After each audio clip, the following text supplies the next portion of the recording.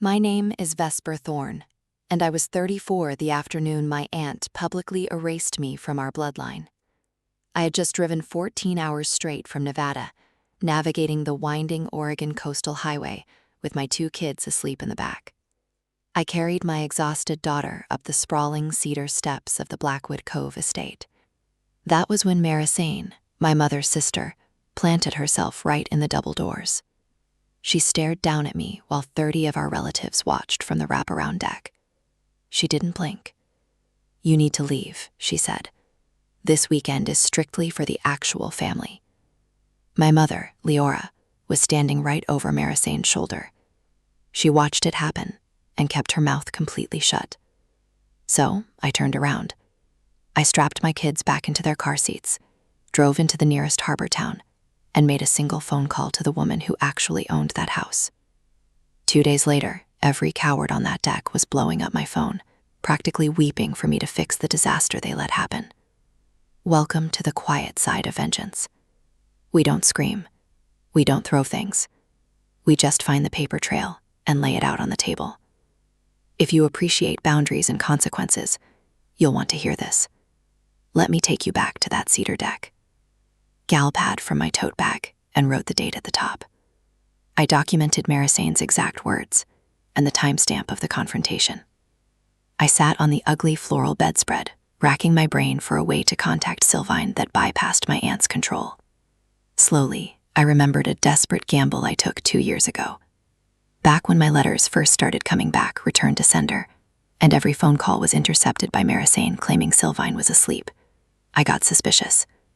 I bought a cheap prepaid smartphone, loaded it with minutes, and mailed it to Mrs. Vanier, Sylvine's longtime physical therapist. I included a sticky note begging her to slip it into my grandmother's bedside drawer. The invitation arrived in late February. It was a heavy cream envelope, addressed in Sylvine's unmistakable, shaky cursive. "Come up for the Jubilee, my girl. The whole house will be full."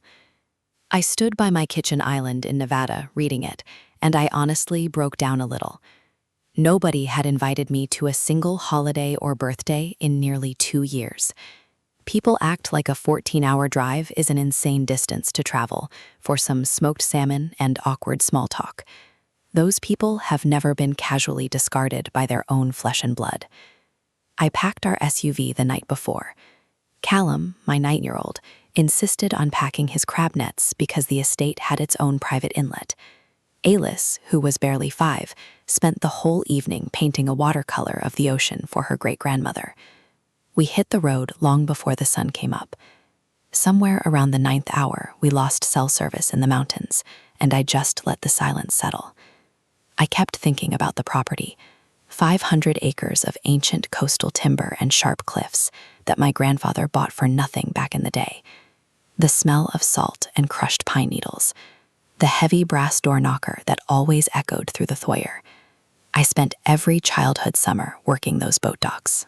I moved away at 20 and spent a decade carrying this dull, heavy guilt about leaving the coast behind. After my terrible divorce, I made myself a promise and treated it like an absolute law. You never beg people to want you. When my mother stopped replying to my texts, I stopped sending them. When the care packages I mailed up north vanished into the void, I convinced myself they just got busy. Families drift apart. It happens. I was completely wrong about the reason, but I didn't know that yet. By the time we crossed into the county limits, Calum and Relis were wide awake and practically vibrating in the back seat. They kept asking how many more miles. I smiled in the rearview mirror and told them we were almost there. I genuinely had no idea I was steering us right into the most humiliating afternoon of my life. The entrance to Blackwood Cove was exactly the same. Heavy iron gates with a brass lock my grandfather installed himself. I stepped out into the damp coastal air and opened the gate from pure muscle memory. The long gravel driveway was absolutely packed with vehicles. Lifted trucks, a couple of sensible sedans, and a spotless silver crossover that looked wildly out of place on a working timber estate. My stomach did a slow, nervous flip. I saw faces on that massive cedar deck I hadn't spoken to since I was in middle school. The sharp wind coming off the Pacific hit the back of my neck, smelling exactly like my childhood. Calum pressed his hands against the glass. He asked if we could go down to the docks before dinner. I promised him we would. Alice kept her watercolor painting completely flat across her knees so the edges wouldn't curl. I parked behind the silver crossover, gripping the steering wheel for a few seconds to let my heart rate drop. Then I saw Marisane walk out onto the upper deck.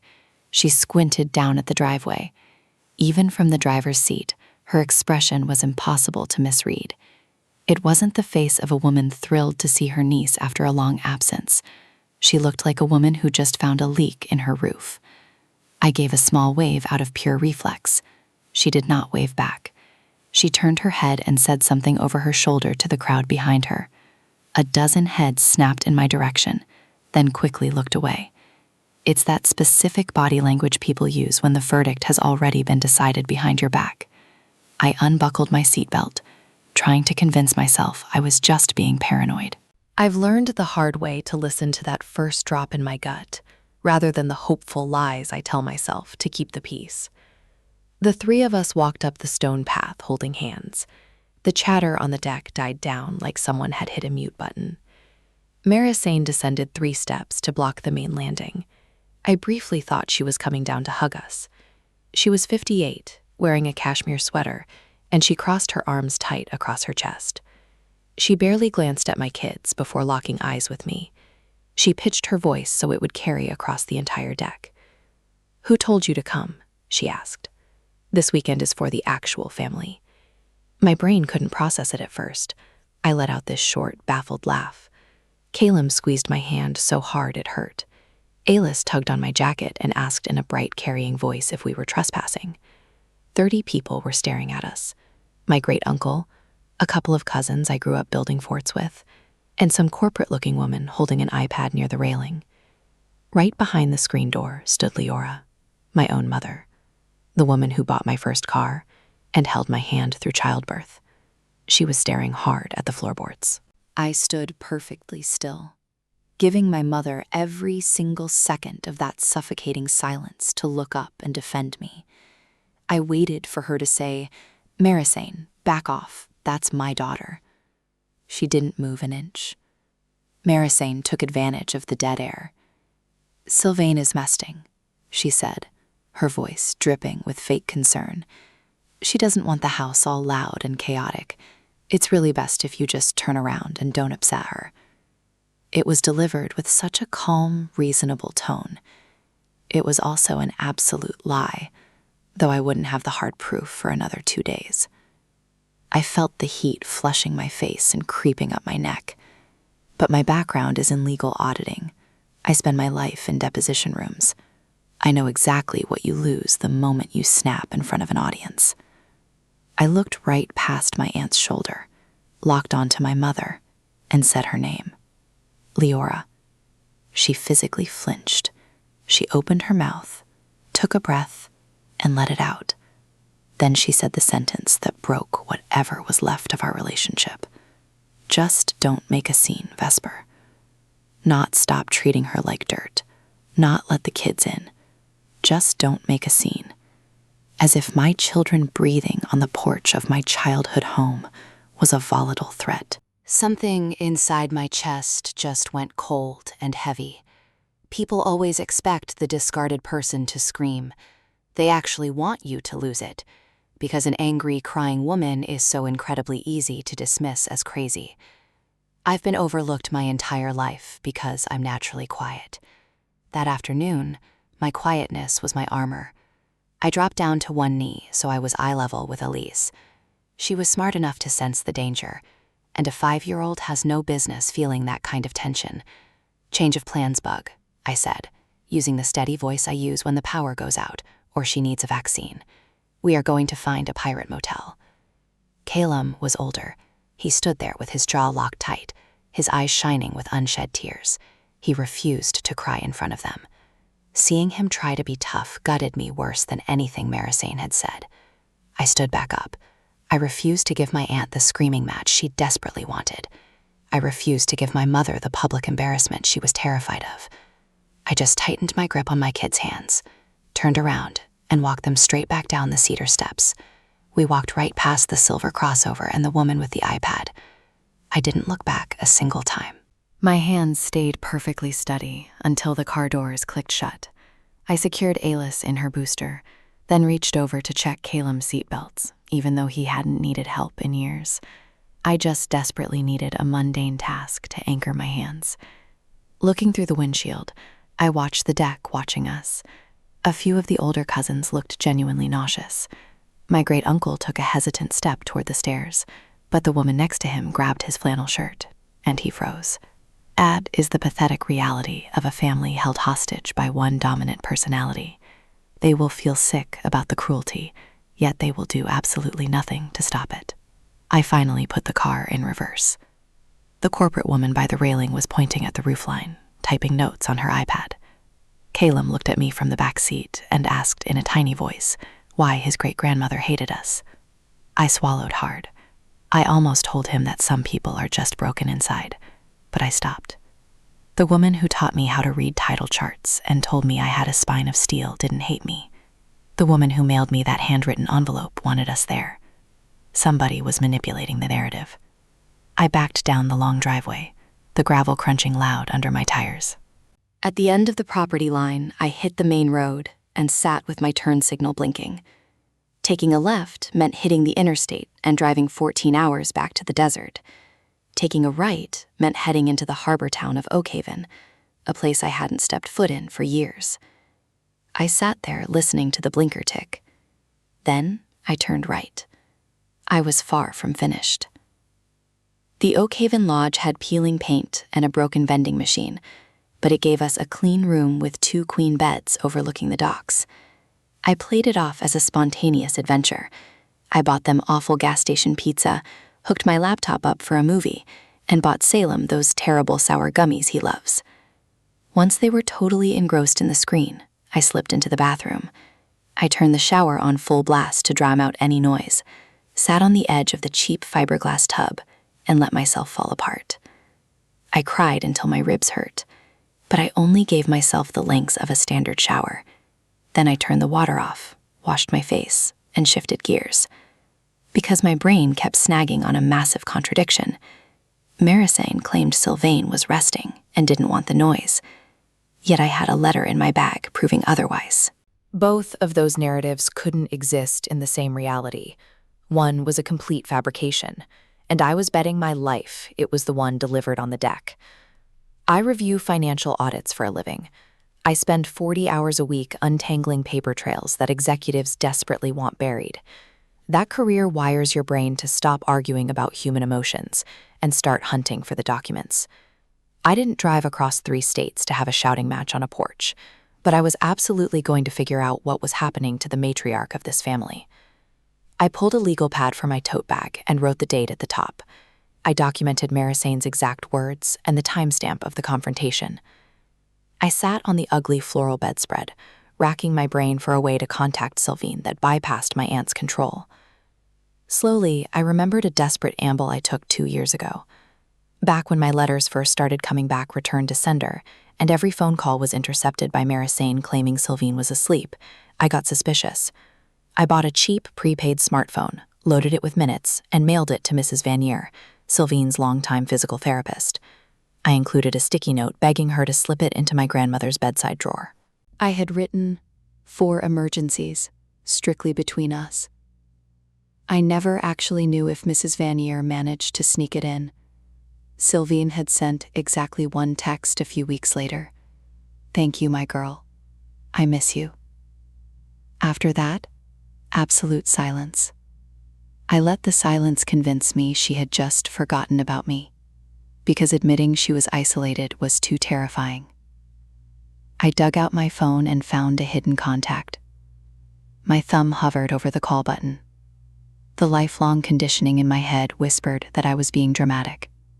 It sounded exactly like my mother's voice, telling me to leave it alone and not make a scene. That specific voice has cost me so much peace over the years. I thought about Marisane standing on the stairs, acting like she owned the timber estate, just because she never left town. I thought about Alice asking if we were trespassing. I hit dial. It rang twice. 3 times. I started preparing myself for the disappointment, planning my drive home in the dark. Then the line clicked. I heard a shaky breath, and a voice I hadn't heard in 24 months spoke my name. Vesper? Is that my girl? I braced myself for confusion or dementia. I was not prepared for how sharp she sounded. Sylvine's voice cut through the static, completely clear and fiercely present. That was the immediate end of the narrative my family had been selling. "It's me," I choked out, my throat tight. "Where are you?" she demanded. "Marisane told me your firm wouldn't approve the time off. She said you couldn't make the drive."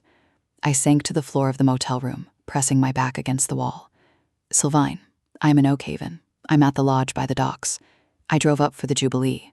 I was standing on your front deck 2 hours ago." The line went dead silent. It wasn't the silence of an elderly woman losing her grip on reality. It was the terrifying silence of a highly intelligent woman doing the math and realizing she was trapped. "You were at the house," she said, her tone dropping an octave. "I brought the kids," I told her. "Marisane blocked the doors. She said the party was for the actual family. She told me you were exhausted and didn't want our noise." Sylvine let out this ragged, wounded sound that quickly hardened into pure rage. "I have been locked in my bedroom since noon," she said bitterly. "Marisane insisted the crowd would spike my blood pressure. I asked her 4 times if you had called." "She told me you never reached out," Sylvine continued. The words echoed in my head. "Who told you to come? This is for the actual family." When Marisane said it on the deck, it sounded like raw cruelty. Now it sounded like panic. It was a barricade designed to keep the one person who asks questions off the property. "Sylvine," I said, keeping my voice dead level, "I need you to tell me the absolute truth right now. How long have you believed I cut you off?" "You stopped writing me," she said. The deep confusion in her voice felt like a physical punch. Marisane sat on my bed and held my hand. "She told me you were angry about the divorce, that you wanted a clean break from the past, and didn't want a sick old woman dragging you down." I squeezed my eyes shut. "I have mailed you a letter or a package on the 1st of every single month for 2 years. School photos, Mother's Day cards, a drawing when Caleb won his science fair." I could hear her breathing on the other end. "I never saw a single piece of paper," she whispered. The betrayal was laid out perfectly between us. She thought I walked away. I thought she pushed me away. And someone had been orchestrating the void in between. "Vesper, listen to me," she said, her voice suddenly dropping to a harsh whisper. "It's worse than the letters. I couldn't ask anyone because I thought I was losing my mind. After my stroke last year, I couldn't hold a pen. Marisane brought stacks of papers to the rehab center. She claimed they were just permission slips to pay the estate taxes while I recovered. My auditor instincts flared violently. The sadness evaporated, replaced by cold adrenaline. "What kind of papers?" "I don't know," she admitted, "but she won't give my checkbook back. And last week, a surveyor was walking the North Cliffs. Marisane's son, Theron, brought a corporate agent through the living room taking photographs. Marisane keeps telling me the timber taxes are drowning us, and we need to liquidate to secure the family's future." The woman with the iPad, the silver crossover, they weren't family friends. They were commercial developers sizing up 1/2 mile of pristine Oregon coastline. "Sylvine," I asked, staring at the cheap motel carpet, "when does the party end?" "They all clear out by 8. Marisane hates cleaning up in the dark. It'll just be me and Mrs. Vanier. Keep the back door unlocked," I told her. "I'm bringing the kids." She gave me the exact route. I was to park behind the rusted logging equipment, walk through the old cedar grove, and enter through the mudroom. Mrs. Vanier was working the night shift, and Sylvain promised me the caretaker knew exactly what was going on. "She's the one who keeps this phone charged and hidden under my mattress," Sylvain whispered. I realized then that my desperate package 2 years ago had landed in the hands of the only decent person left in that house. We disconnected so she wouldn't drain the battery. I stood up and looked at my children. Alice was asleep, clutching her wrinkled watercolor painting. Caleb was staring at me, having muted the movie the second I started talking. "We're going to see her," I told him, keeping it simple. "She wants to see us. Someone was just lying to her." He sat up immediately, grabbing his shoes. We waited in that motel room while the sun sank into the Pacific. I used those 3 hours to build a mental ledger. The missing mail, the medical rehab, the surveyors on the cliff. I didn't have the legal proof in my hands yet, but I knew exactly what the crime was. At 8:30 p.m., the burner phone lit up with a text. "Driveway is empty. Come to the mudroom." I woke Elise gently, and we drove the winding highway back to Blackwood Cove in total darkness. The massive estate was entirely pitch black, except for a single amber light burning in the mudroom window. I killed the headlights early and parked the SUV behind a decaying timber tractor. We walked through the wet grass, the heavy coastal fog hiding us completely. I reached for the brass handle on the mudroom door, but it swung open before I touched it. A woman in navy scrubs stood in the frame. Mrs. Vanier had sharp, tired eyes and gray hair tied back tightly. She immediately reached out and gripped my forearm with surprising strength. "Listen to me very carefully," she whispered, her voice rough and urgent. "Her mind is completely flawless. I am a medical professional, and I am telling you to your face that she has 0 cognitive decline. You remember I said that when the lawyers start talking." She was establishing herself as a witness. We stepped into the warm kitchen. Sylvine was sitting at the butcher block table. She looked more fragile than I remembered, but her posture was still iron straight. When she saw Caleb and Elise, she let out a broken laugh. That completely wrecked me. Alice walked right up to the table and slammed her wrinkled watercolor of the ocean down on the wood.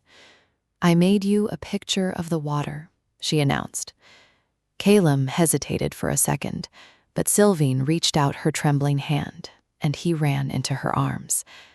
I stood, leaning against the doorframe, letting them have the moment.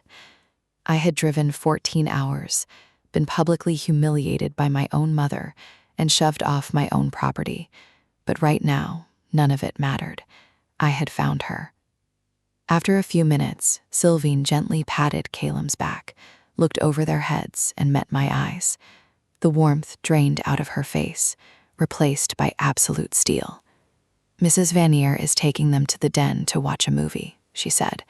"You and I are going to the parlor. There is a locked drawer in your grandfather's desk that I need you to break into." Mrs. Vanier handed the kids a plate of shortbread cookies and ushered them down the hall. I sat across from Sylvine in the dim light of the kitchen.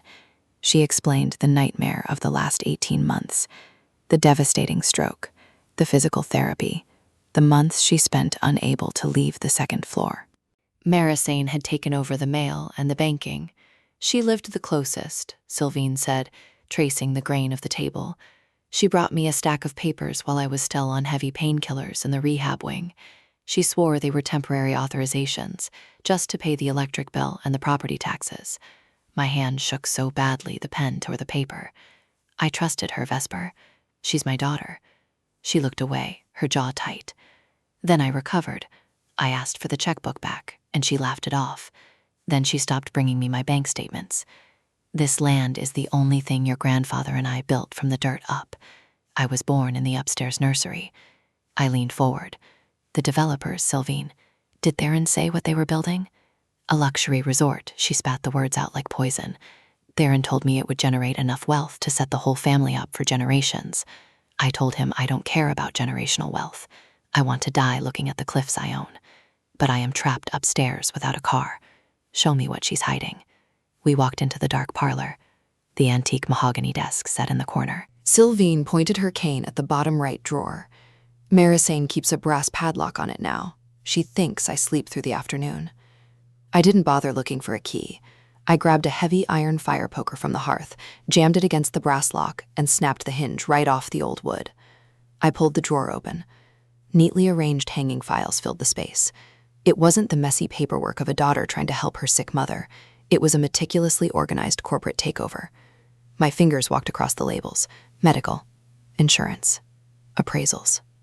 Then I found it in the very back, a thick, reinforced folder with a label written in Marisane's aggressive handwriting: transfer of deed. I sat cross-legged on the Persian rug, exactly where I used to sit and read as a child. I opened the file while Sylvine watched me from her armchair. The first page was a letterhead from a high-end commercial real estate firm in Portland. The second page made the blood freeze in my veins. I audit these exact documents for a living. I took a slow breath. "Sylvine," I said quietly, "come sit next to me. I need you to look at the signature." There were 3 distinct items in that reinforced folder. I laid them out across the butcher block table, positioning them side by side directly under the harsh overhead light, treating them exactly like trial exhibits.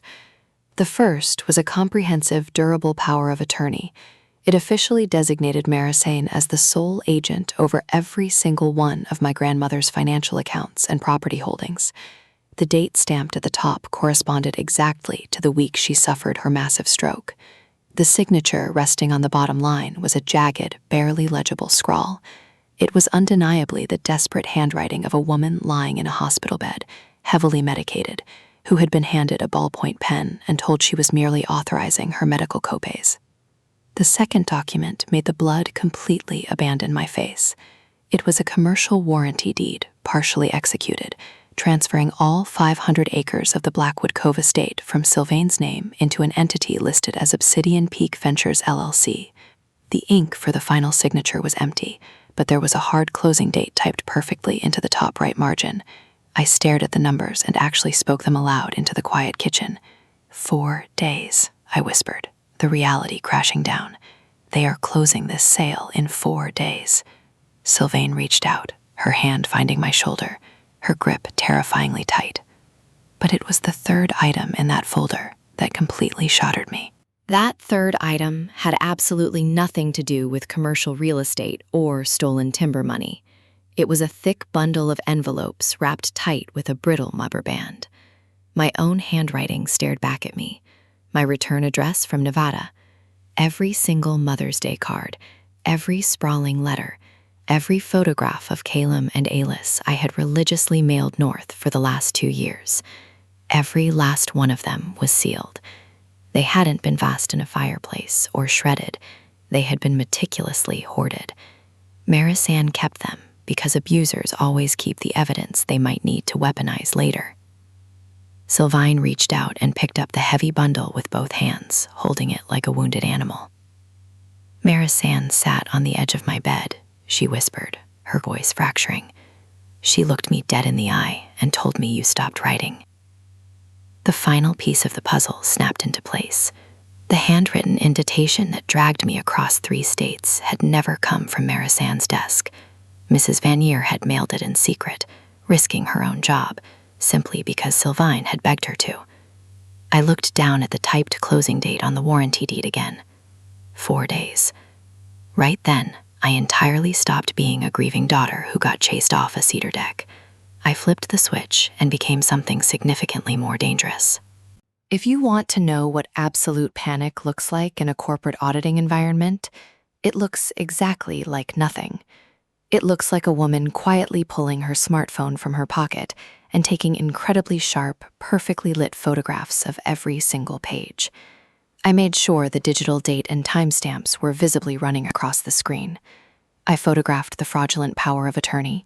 I took 3 separate wide shots of the warranty deed, ensuring the Obsidian Peak LLC name and that 4-day deadline were entirely legible. I snapped pictures of the rubber-banded letters, catching the Nevada postmarks, before photographing a few of the individual envelopes up close. I didn't stop until the evidence was immortalized in the cloud. I turned around and asked Mrs. Vanier to step into the doorway. "I am going to ask you a series of questions," I told her, my voice dead calm. "And I need you to answer them on the record, right in front of my grandmother." I looked at the caretaker. Is Sylvine of completely sound mind? Does she possess full spatial and temporal awareness? Does she know exactly what she owns? Mrs. Veneer answered every single question without hesitating, standing as rigid as a surgical nurse charting vital signs. I pulled out my legal pad and logged the exact timestamp of her verbal testimony. Sylvain watched me operate, and as the minutes ticked by, I saw the deep, trembling fear slowly drain out of her shoulders. Something entirely different replaced it, something ancient and hard as coastal rock. "You aren't going to cry about this, are you?" she noted, a faint spark in her eye. "No, Sylvain," I replied, sliding the notepad into my bag. "I am going to utterly dismantle it." I refused to voice the rest of my thoughts out loud. I don't beg for a seat at my own family's dining table, but I will happily burn the entire house down before I let a parasite steal the foundation from the woman who laid it. I carefully gathered the original documents, restacked them in their exact previous order, and slid the mahogany drawer shut. I jammed the broken lock back into place so it looked undisturbed. I needed Marisane to spend one more night believing she held all the cards. The closing was in 4 days. I only needed 48 hours. We sat back down at the butcher block table, and I laid out the mechanics of a power of attorney without any of the suffocating legal jargon. "It is just a permission slip, Sylvain," I explained. "It's a piece of paper that legally allows Marisane to sign her name in your place." Sylvain nodded slowly, her fingers tracing the edge of the table. "So she can sign the commercial deed. She can sell the estate without me ever holding a pen." I leaned in closer. "Yes. But here is the specific detail she is desperately praying you never figure out. As long as your cognitive functions are intact, that authority still belongs entirely to you. You granted the permission, which means you can detonate it. You can revoke it tomorrow morning." I watched the realization hit her. I physically watched 8 decades of polite, generational conditioning, the expectation to stay quiet and avoid family drama, fall right off her shoulders like a heavy winter coat she was done wearing. "I can take it back," she whispered. Then her eyes narrowed. "I want it back. Everything. We have to execute it flawlessly, or the corporate lawyers will tear it apart." I warned her. "We put the revocation in writing. We get a state notary to stamp it, backed by witnesses who can testify you were neither confused nor coerced. Then we deliver formal, documented notice to the bank, the escrow officer, and the buyers. Once they know her authority is revoked, Marisane's signature becomes worthless ink." Sylvain grabbed my wrist. "How long do we have?" 4 days until they finalize," I said. "We go to war tomorrow." My phone violently buzzed against the center console the entire drive back to the Harbor Motel. The screen flashed Leora's name, my mother. I almost let it go straight to voicemail, but the auditor in me took over. You never win a war by plugging your ears. You win by knowing exactly what the opposition is panicking about. I pulled the SUV under the flickering fluorescent lights of a gas station canopy and answered. "Vesper."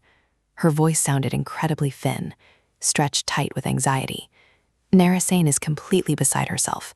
She said you caused a massive scene, and now she thinks you were creeping around the property tonight." So Marisane's paranoia had finally kicked in. I kept my breathing steady. "I went to see Sylvain Leora, the grandmother you all spent 2 years convincing me I had abandoned." A heavy, suffocating pause settled over the line. "It's incredibly complicated, Vesper. Marisane does so much heavy lifting. You weren't here. I mailed a letter on the 1st of every month." I shot back, my voice dripping with ice. "Your sister hoarded them in a locked drawer." I heard a sharp intake of breath. For 3 agonizing seconds, the line was completely dead. In that hollow silence, the entire tragic geometry of my mother's existence crystallized in my head. "Please," Leora finally begged, her voice cracking right down the middle. "Please just pack up the kids, go back to Nevada, and leave this alone. If I cross Marisane, I lose my house. The cottage I live in, her name is on the deed. I have absolutely nowhere else to go. Vesper, I am 55 years old, and I have nothing." There it was, the brutal, pathetic truth. It was the only fraction of a second in this entire nightmare where I genuinely pitied one of them. The sheer terror radiating through the phone was authentic. My mother had spent her entire adult life trading her backbone for a subsidized roof over her head. The bill for her cowardice was finally due, and she was so paralyzed by the threat of eviction that she actively watched her own grandchildren get thrown off a porch rather than speak up. I understood her survival mechanism perfectly, but understanding her trauma did not change a single thing I was about to execute. "I'm sorry you were terrified of her, Leora," I said softly, "but you stood there and watched it happen. I can never unsee that." I ended the call and tossed the phone onto the passenger seat. Back at the Peeling Harbor Motel, with Calum and Alice dead asleep in the queen beds, I sat down and did the one thing I am brutally efficient at. I built a battle plan. Not a diary entry about my feelings, a sequential, bulletproof legal roadmap. I grabbed a pen and mapped out the exact steps on a piece of cheap hotel stationery, prepping it just like an executive audit file. Step 1, draft an airtight, ironclad revocation of the durable power of attorney, explicitly naming Marisane. Step 2, secure a licensed notary first thing in the morning, alongside an unimpeachable witness who could legally verify Sylvine's absolute mental clarity. Step 3, serve formal, undeniable written notice directly to Marisane that her agency was dead. Step 4, the absolute kill shot. Deliver that exact same notice to every single corporate entity relying on the fraudulent paperwork: the local bank, the escrow officer, the commercial title insurance agency underwriting the Obsidian Peak LLC land grab. The moment a title company receives documented notice of a revoked POA, they are legally paralyzed. They cannot underwrite a transfer of real estate signed by a compromised agent. Step 5, file the revocation directly into the county clerk's public records. If Marisane had originally filed her power of attorney at the county courthouse to legitimize her real estate dealings, I was going to inject the revocation into that exact same public ledger. It would permanently attach itself to the estate's title history, traveling with the land itself like a permanent warning label. I leaned back in the cheap plastic chair and stared at the handwritten list. Marisane's primary weapons were pathological lies, manufactured shame, and a theatrical performance of crossed arms on a cedar deck. She controlled people by making them terrified of public conflict. My weapons were a state notary seal and a stack of certified mail receipts. She could absolutely not outscream a recorded legal document.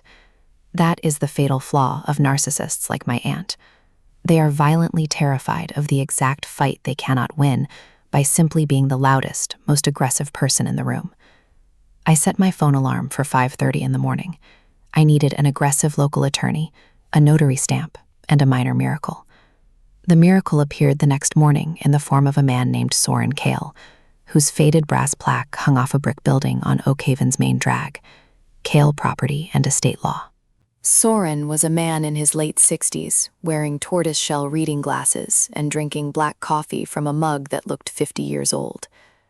When I walked into his office exactly at 8 o'clock and spread the time-stamped photographs across his mahogany desk, his casual demeanor vanished. He went completely still, recognizing a catastrophic liability the second he saw one. "Obsidian Peak Ventures," he muttered, rubbing the bridge of his nose. "They have been ruthlessly buying up coastal timber parcels for 18 months. Are you sitting here telling me Sylvain is liquidating the Cove?" "I am telling you Marisane is liquidating the Cove," I corrected him flatly, "using a medical power of attorney that my grandmother desperately wants destroyed. Sylvain is completely lucid, and she intends to die in that house." Soren looked at me over his glasses. "You clearly know the exact mechanics of this." "I'm a senior corporate auditor," I said. "I've spent the last decade tearing apart commercial real estate portfolios." The tension in his shoulders dropped. Professionals always recognize each other in the trenches. "Then you already know the choke point," he said. "A title underwriter will write a POA right up until the exact second they receive a revocation notice. The absolute instant they get verifiable notice, they will drop the transaction like a live grenade," Soren continued, pulling a heavy legal pad from his drawer. "No title insurer on the planet will write $1 million policy over a dead authorization." He uncapped his pen. "Who is the escrow agent managing the closing?" I had zoomed in on that specific detail at the bottom of the warranty deed. "Coastal Title and Trust, 3 blocks from here. The listed contact is Theron." Soren actually dropped his pen. "Marisane's son is brokering his own grandmother's land sale." He shook his head in disgust. "Miss Thorne, we need to get Sylvain into this office right now. I am the notary. My senior paralegal and the branch manager from the local credit union will serve as the witnesses. We are going to lock this down so tight that corporate lawyers couldn't pull a single thread loose. Smuggling Sylvine off the estate without triggering Marisane's radar required a tactical lie. Mrs. Vanier casually informed my aunt that the physical therapy clinic required a mandatory, in-person mobility assessment. It was just plausible enough to work. Mrs. Vanier drove the SUV right into town and pulled up to the law firm. Sylvine walked straight through the glass doors of Soren's law firm on her own 2 feet, wearing a pressed wool coat, her spine perfectly straight. Soren ran the protocol flawlessly. He sat directly across from her in the conference room and asked her the date, the current governor's name, the exact acreage of her estate, and the names of the bordering property owners. She fired back every single answer with crystal clarity. A few of her responses carried a sharp, sarcastic bite that actually made the bank manager stifle a laugh. Then Soren read the legal revocation document out loud. He went agonizingly slow, using plain English, and explicitly asked if she understood that signing this paper would instantly strip Marisane of all legal authority. "Mr. Kale," Sylvine said, her voice echoing in the quiet room, "I have spent 18 months waiting in a bedroom to understand exactly that." She took the pen and signed the heavy parchment. It wasn't the jagged, terrified scrawl from the hospital records. It was her authentic signature, the sweeping, undeniable script I had seen on 100 birthday cards. Soren stamped it. The paralegal and the bank manager signed their names, legally swearing that Sylvine was brilliant, lucid, and acting entirely on her own. I stood, leaning against the oak doorframe, watching my grandmother literally claw her independence back from the edge of a cliff with a single stroke of ink. I had to stare at the ceiling tiles to keep my eyes dry. Soren ran a thick stock of certified copies through the machine and pushed them across the conference table. "Notice is everything in this game," he said grimly. "A dead authority that nobody knows about doesn't stop a bulldozer. We have to violently inject this into the right hands before noon." I picked up the stack of heavy paper. It was the lightest, most devastating weapon I had ever held. Marisane's phone call hit my cell right at 12:30. The drastic shift in her tone was its own pathetic confession. The hostile, arms-crossed dictator from the cedar deck was entirely gone. This new version of Marisane was dripping with synthetic warmth, adopting the desperate sweetness of a predator who suddenly realizes the trap has sprung. "Vesper, sweetheart," she cooed. "I really think we got completely derailed yesterday." I put the phone on speaker and let her dig the hole. "I am under an unbelievable amount of stress. You have no idea what it takes to manage Sylvine." I was exhausted and I snapped. "I am deeply sorry," Marisane lied smoothly. "Let's keep family business out of the public eye. Come up to the house this afternoon, just the 2 of us. We can sit in the kitchen and work this out privately." It was textbook manipulation, just the 2 of us. Isolate the target, remove all witnesses. It was the exact opposite of an accountable environment. I almost respected the sheer audacity of the pivot. "I really appreciate you saying that, Marisane," I said softly, giving her exactly enough rope to hang herself. "I know you sacrificed a lot staying up north." "I am the one who stayed holding the bag," she said, taking the bait instantly. The self-pity in her voice was thick enough to choke on. "I stayed here bleeding for this family while you ran away to the desert and completely forgot we existed." My mind flashed to the heavy stack of unopened envelopes in the mahogany desk. Forgot we existed. "You are right, I did leave," I replied, keeping my voice dead even. "We definitely need to talk, but not in private. Tomorrow is the big Jubilee dinner, right? The entire family will be on the deck." "Let's clear the air out in the open," I told Marisane, "with 30 witnesses listening, so absolutely nobody can claim we made a secret deal behind closed doors."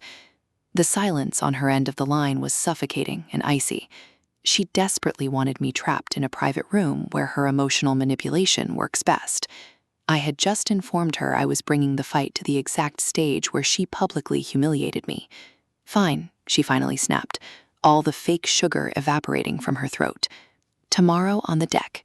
She hung up, completely unaware that she had just authorized the venue for her absolute destruction. That afternoon, Soren and I executed the delivery phase. We did it the methodical, aggressively boring way that destroys corporate lawsuits. We physically walked into Coastal Title and Trust and handed a certified copy to the lead escrow officer, forcing him to sign a time-stamped receipt.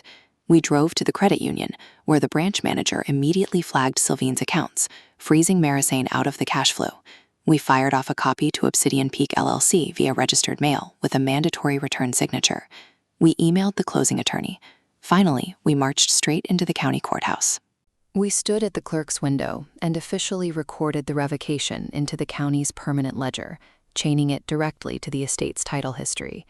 Anyone pulling the property records from now until the end of time would see the massive red flag, proving Marisane's authority was legally gutted. By 3 o'clock, the entire operation was finished. The reality of a perfect legal strike is that it rarely feels cinematic. There is no dramatic soundtrack. It just involves a tired lawyer, a stack of green postal receipts, and a printer that occasionally jams. But at 3:15 p.m., Coastal Title and Trust called Soren to verify what we already knew. They were officially freezing the Obsidian Peak file. They absolutely refused to close a multi-million-dollar land transfer, relying on a dead document. The sale, previously scheduled for Thursday, was dead on arrival. Marisane didn't even know it yet. I called Sylvine to deliver the news. She listened quietly, breathing steadily. "Will you and the children come back to the property tomorrow?" she asked. "We will be there," I promised. "And we are using the front stairs this time." I found out hours later exactly how the fallout hit the estate, courtesy of Mrs. Vanier. Mrs. Vanier missed absolutely nothing. Late that afternoon, Theron received a frantic call from the escrow officer, informing him the file was suspended due to a revoked authorization. Theron, who had a massive corporate buyer breathing down his neck and a fat commission check already spent in his imagination, called his mother in a state of absolute panic. Mrs. Vanier was sorting laundry in the adjacent hallway, and the walls in that coastal house bleed sound. She heard Marisane's voice shatter and massive corporate lawsuits. For the first time in nearly 2 years, the people who had treated my grandmother's life like their own personal piggy bank were no longer dictating reality. They were scrambling to survive mine. There is a very specific cold calmness that washes over me when a trap snaps shut perfectly. It isn't joy or triumph. It is extreme vigilance.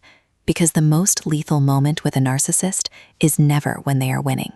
It is the exact second they realize they have lost control and decide to burn everything down on their way out. Because I knew the explosion was coming, I refused to celebrate. Instead, I sat at the cheap motel desk and packed a fresh legal folder for the next morning. I organized the documents perfectly, just like Soren advised. Original ink in one sleeve, certified court copies in the other. I ironed the kids' clothes. I made one final call to Soren that night to ask the question that had been burning a hole in my chest since I broke open that mahogany drawer. When the dust settles, I asked him, all the timber revenue, the drained bank accounts, everything Marisane stole over the last 18 months, can we claw it back? "We can recover a lot of it," Soren replied cautiously. "But that requires a forensic audit. It requires subpoenas and likely a judge. Tomorrow we stop the bleeding. We hunt the stolen money later." That final night at the lodge, sleep completely evaded me. I sat by the window overlooking the black ocean, replaying the sequence in my head. The revocation was signed, stamped, served, and recorded. The escrow company had killed the deal.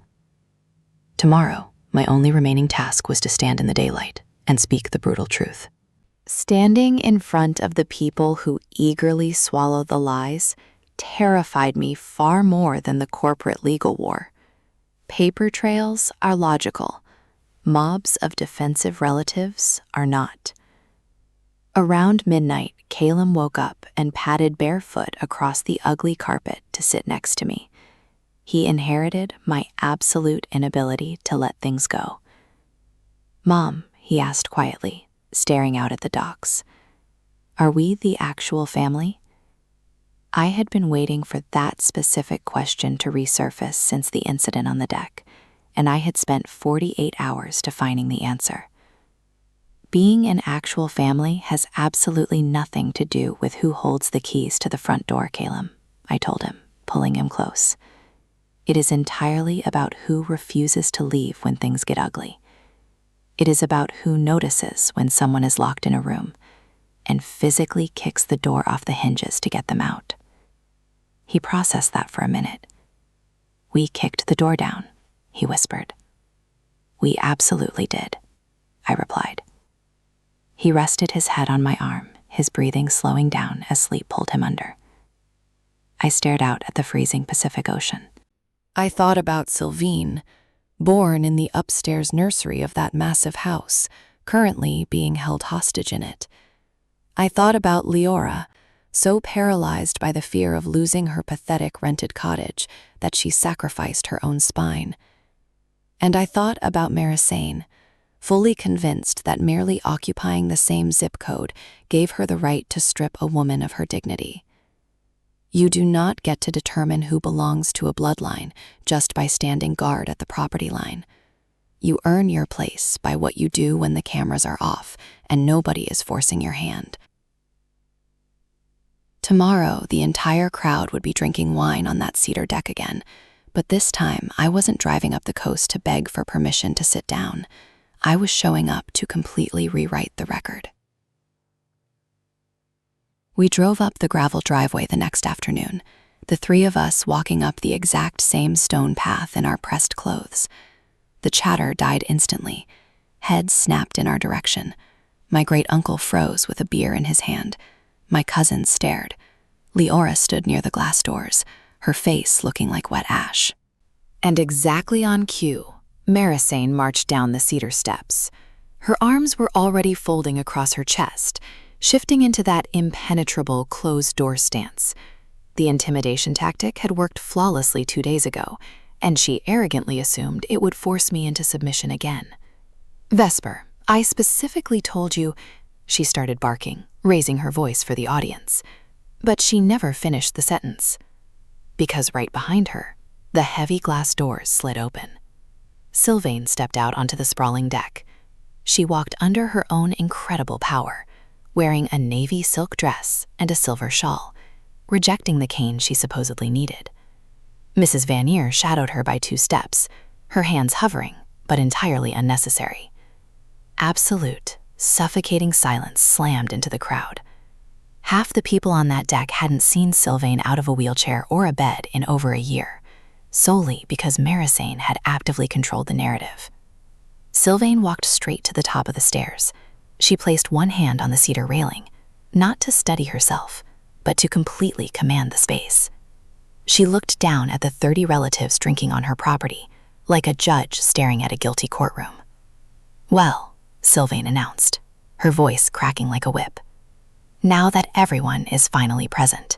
Marisane spun around, the color draining from her face. I watched the frantic mathematics happening behind her eyes as she desperately tried to calculate how much of the operation had just collapsed. "Sylvain, you need to go back inside. You should be resting," she urged, her voice trembling. "I have been resting," Sylvain fired back, her tone lethal, "for 18 miserable months. I am permanently done resting." She looked past Marisane and locked eyes with me. She gave a microscopic, approving nod. The corporate auditor inside me took the wheel. The grieving granddaughter stepped back.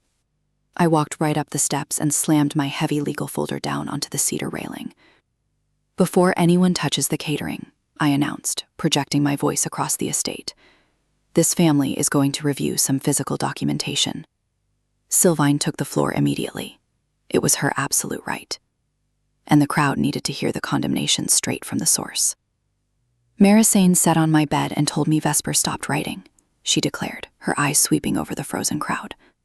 For 2 entire years, my own flesh and blood convinced me my granddaughter was violently angry, that she had abandoned this family and moved on. She let the suffocating silence stretch out, twisting the knife deep into the crowd's conscience. Yesterday, I physically held 24 months of open envelopes, filled with photographs of my great-grandchildren, that Marisane had hidden in a locked desk. A horrified, low murmur rippled across the deck, like a sudden winter storm rolling over the coastline. Every single head swiveled aggressively toward Marisane. "That isn't true. You are confused," Marisane stammered, her hands actually shaking as she backed against the glass doors. "You people do not understand the severe medical situation. I was desperately trying to protect her from getting her hopes up and spiking her blood pressure." "And you stood on this exact deck 48 hours ago," Sylvain continued, completely ignoring the pathetic, scrambling excuse. "And you publicly told Vesper that this gathering was exclusively for the actual family." Sylvain's voice didn't rise into a hysterical scream. It dropped into a terrifying, razor-sharp quiet register, which was infinitely worse. "I didn't even know my own granddaughter had driven 14 hours across 3 state lines to see me, because I was locked upstairs, managed and isolated like a misbehaving toddler." My great-uncle slowly reached up and pulled the wool cap off his head, staring at Marisane in absolute, unfiltered disgust. The invincible coastal dynasty facade had entirely shattered. The undeniable paper trail was sitting right there on the cedar railing, for anyone brave enough to read it. The reckoning had finally arrived at Blackwood Cove. Somewhere in the crowd, a teenager hissed at a younger kid to shut up. Marisane's face transitioned from a sickening pale white to a violently mottled red. I could physically see her brain scrambling, deciding which defense mechanism to deploy.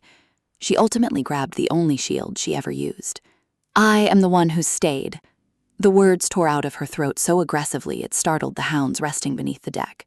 "I threw my entire life away for that woman. I drove her to the physical therapist, I managed the contractors, the roof leaks, the exorbitant coastal taxes. Meanwhile, you," she jabbed a manicured finger at my chest, "you mailed a piece of cardboard from Nevada twice a year and called it devotion. You do not get to march onto my deck and play the savior." The entire crowd stopped breathing. I stood completely still, gripping a heavy legal folder, holding on to a voice I had kept locked down for 48 hours. I let her screaming echo completely fade into the ocean wind. "You desperately keep reminding everyone that you stayed," I said, my voice barely above a whisper. I walked over to the massive cedar dining table, right where the catered seafood should have been. I started laying the documents down, one at a time, face up, so anyone brave enough could lean forward and read the ink. I didn't raise my voice a single decibel. I have learned through years of corporate audits that reading hard dates out loud in a flat, emotionless tone inflicts far more damage than screaming. "This is a comprehensive medical power of attorney," I announced, tapping the top page. Dated precisely to the week of Sylvain's massive stroke, it lately designates Marisane as her financial agent. Sylvain signed it from a rehabilitation bed, heavily medicated, completely believing it was just authorization for her hospital bills. I laid the second document right next to it. This is a commercial warranty deed. It legally transfers all 500 acres of Blackwood Cove and this historic estate to a corporate entity called Obsidian Peak Ventures. The primary broker listed on the transaction is Theron. I heard my cousin let out a choked, panicked sound from the edge of the railing. The final closing was scheduled for exactly 4 days from now. I let the crowd stare at the typed deadline. I watched my great-uncle's lips move silently as he read the exact parcel numbers and realized Marisane was selling his sister's sanctuary. "And this," I said, dropping the heavy rubber-banded bundle onto the wood, "this is 2 entire years of my letters to my grandmother. Hoarded, unopened, weaponized. I didn't touch the envelopes again. I didn't need to." A grown woman standing near the patio heater started sobbing. It wasn't out of sympathy for Marisane. Finally, I laid down the last piece of paper, the one with the raised state seal. I kept my voice absolutely clinical. "And this is a permanent revocation of that agency." Sylvain signed it yesterday morning inside a like firm, sitting in front of a licensed state notary and 2 independent witnesses, acting with total cognitive clarity, I explained to the paralyzed crowd. "It has already been recorded at the county courthouse. It has been served to the credit union, the closing attorney, and Coastal Title." I finally locked eyes with Marisane. Coastal Title froze the escrow file yesterday afternoon. There is absolutely no land sale. There was never going to be a land sale the moment Sylvain found out. The coastal property was so incredibly quiet, I could hear the glass doors rattling in the sea breeze. Marisane completely shattered, exactly like I knew she would. People who survive by being the loudest monster in the room only possess one tactical move. "You think you can just destroy this family?" she shrieked, saliva flying from the corners of her mouth, her hands frantically cutting through the air. "Those rehabilitation bills were catastrophic. Somebody had to step up and manage the bleeding. This entire timber estate is a rotting money pit. I was securing the future for all of us, and you just waltz in here after abandoning us for a decade?" She couldn't stop herself. She was spiraling past the point of rational thought, spinning around to face the relatives, desperately hunting for just one single person who still bought her narrative. "She is poisoning all of you against me after everything I bled for." "I am the one who stayed," Marisane screamed for the third time. But it didn't sound like a noble sacrifice anymore. It sounded exactly like a thief desperately trying to justify why she deserved the prize she got caught stealing. I waited patiently until she literally ran out of oxygen. I absolutely refused to match her volume. The calmest, quietest voice in a chaotic room is the only one people actually strain to hear. "You keep screaming that you stayed," I told her, offering the words like a brutal gift. "You didn't stay for her, Marisane." I pointed at the commercial deed resting on the cedar table, right at the closing date stamped in the margin. "You stayed for that document. You stayed for 500 acres and a massive corporate buyout.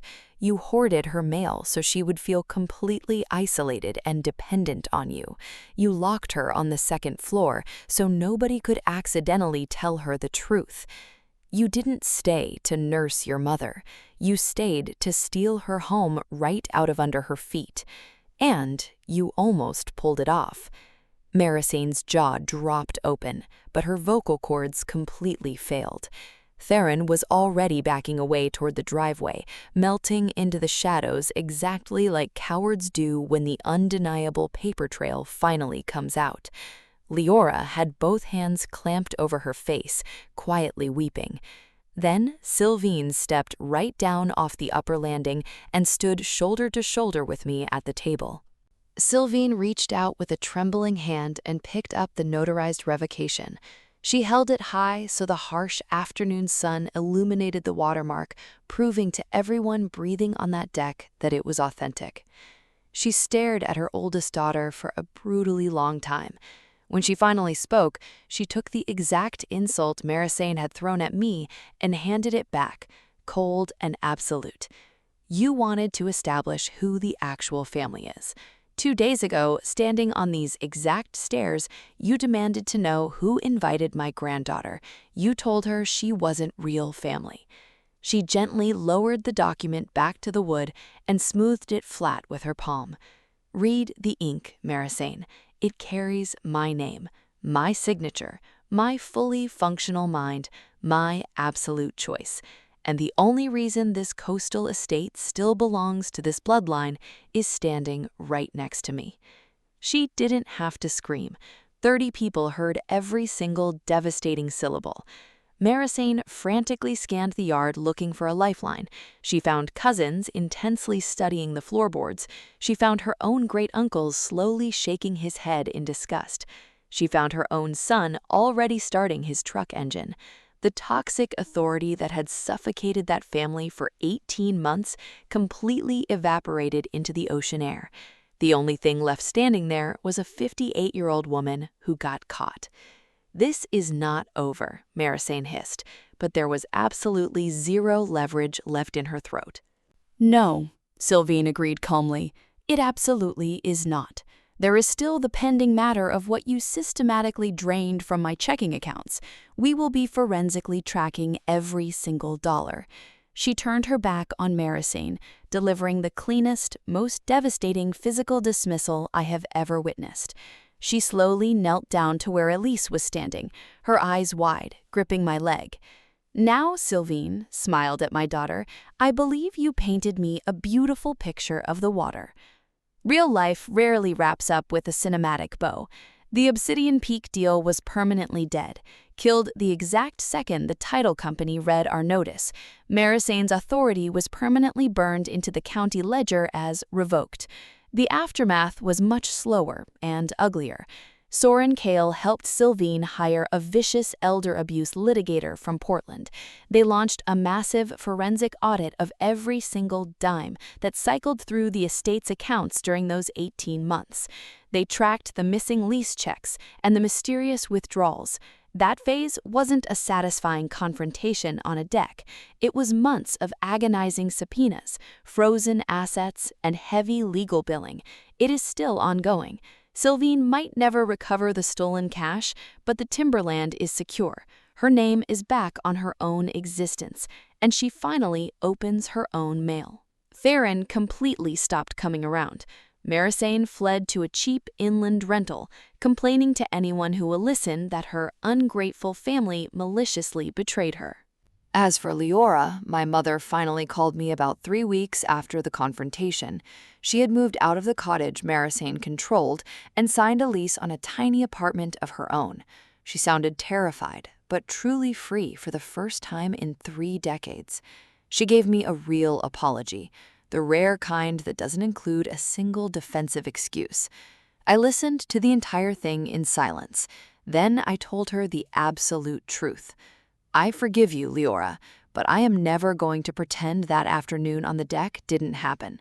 You can slowly earn your way back into my children's lives, but that work starts today, from the absolute bottom. She agreed those terms were fair. It was the only honest conversation we had managed in years. Forgiveness and access are 2 completely different things. You can give forgiveness freely, but trust has to be built painfully slow, 1 brick at a time. Here is the reality about the family dynamic. About 48 hours after Marisane blocked those doors and declared me an outsider, my phone completely exploded.